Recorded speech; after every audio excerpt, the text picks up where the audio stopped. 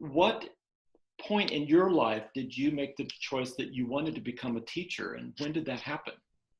Yeah, it was in New York City. I finished my M.F.A. at UCSD, and I moved to New York to become a director. And I imagined that I would have a regional theater directing career.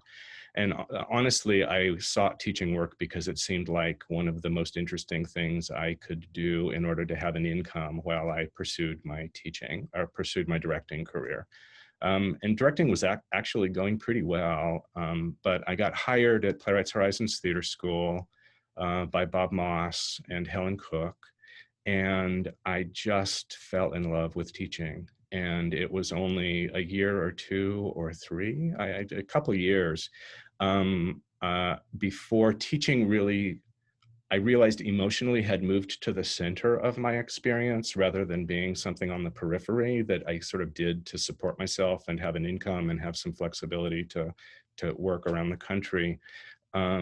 It was really at the center of my kind of emotional and intellectual life. And simultaneously, I had started a Ph.D. at NYU in performance studies.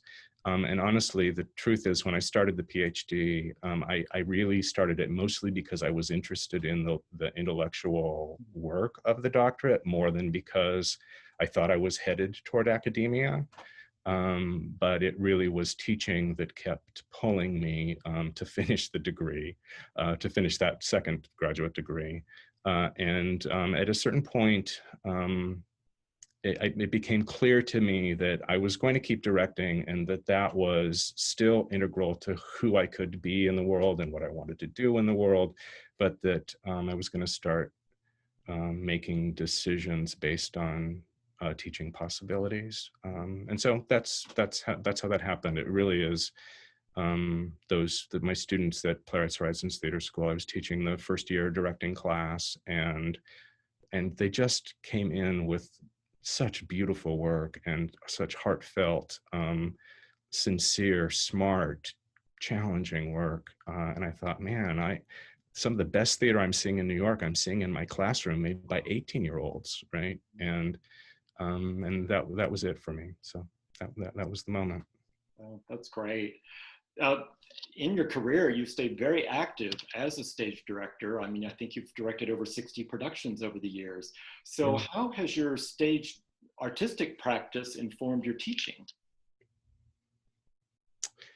Well, I think the place where I would see those things overlapping is both in the rehearsal hall and in the classroom. What I try to do is to come in with structures that provide a platform that people can inhabit confidently, and from that be present in the room with each other and spring forward to make something new. That at the end of the day, if it had been a different group of people, it would have been a different event. And whether that's a play, and you're trying to figure out how the scene works, right, where the event lies, what the rhythm is, I mean, all the things that you work on when you're trying to put a scene together and a production together. You know, to me, one of the marks of success is that if different people had made it, it would have been a different thing. And everyone in the room knows that, right? That it's at a certain point, there's a kind of, you know, group mind that develops. And in teaching, I guess I control the room a little bit more maybe than I do when I direct. But I really think of, I kind of think of it in thirds, I guess. I think a third of it is going to be me kind of framing what we're going to do that day. And then 2/3 of it is really going to be, you know, who's in the room, what are their ideas, how are we going to work together to learn with each other and to make something happen. Yeah, so I think there's a kind of like structured freedom. One of my teachers was Anne Bogart, who I mentioned in my speech, and Anne used to say, you can't have freedom in freedom, you can only have freedom in structure. And I see it in both the direct, you know, the rehearsal and in the classroom, that it's my job to provide a structure that allows for a kind of risk-taking and a kind of freedom and a kind of boldness of thought and invention. So.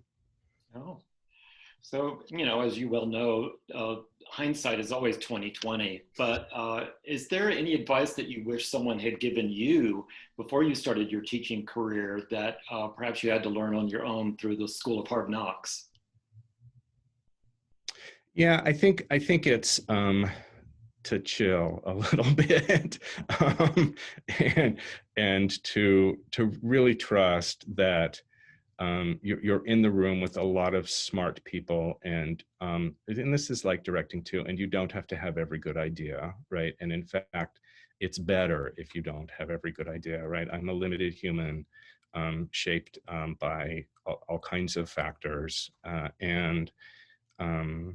and that limits my perception and my ability to see and to hear, and to really know that that doesn't mean that, you know, I can't be the teacher, but in fact that humility is probably the first step toward actually being a good teacher, and to really lean into and rely upon what your different students from their differing backgrounds and differing experiences bring into the room, and to trust in that. It's a lesson I'm still learning to do that, but I think I've gotten better at it over the years, and I hope I continue to get better at it. And I maybe was a little hard-headed about learning it early on.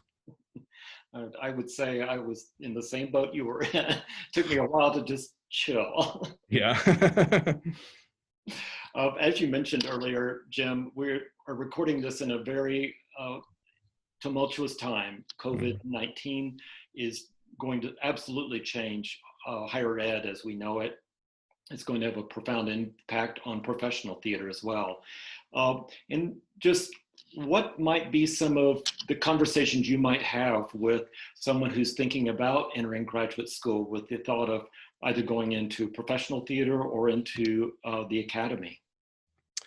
Yeah, I mean, one of the great joys of my life has been that I've had a good number of students go on to do graduate work, and I now go to ATHA and ASTR and, you know, see them, and we're now friends and colleagues, and it's extraordinary to me.